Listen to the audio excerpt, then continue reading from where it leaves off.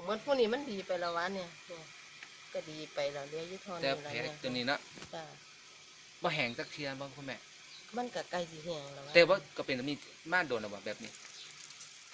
อันที่มันก็แผลใหญ่เนาะก็คอยสินซอยโป้งหุ่มขึ้นมาก็เรียอยู่แค่นี้ล่ะ แต่ว่ากินแฮปปี้วันแตะก่อนเห็นความเปลี่ยนแปลงเนาะ จ้า ดีบ่แฮปปี้วันนี่ ดีอยู่หรอกว่าดีอยู่กับบอกกับพอยังเงี้ยนด้วยว่าดีอยู่หังเฮ็ดจังไดเงินกับพองวานหลานก็เลี้ยนเสียค่า แต่ว่าขอเอาสั้นๆแฮปปี้วันดีเปล่าแม่ ดี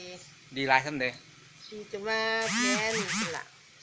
เป็นความเปลี่ยนแปลงเนาะ จ้า หลังจากกิน แต่ว่ามันดี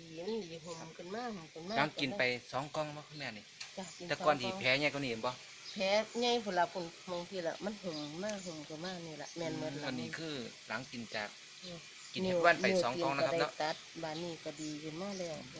เดี๋ยวอีทอนนี่ล่ะเพราะ ครับ ว่า ผม เป็นเปี้ยมันพาเลิกแต่แผลไปนี่ล่ะ ครั เข้า บ ไอ้ ผ มันผลก็ดีไปอยู่ หลังจากกินแฮปปี้วันไป2กล่องนะครับเนาะ จ้ะแต่ว่า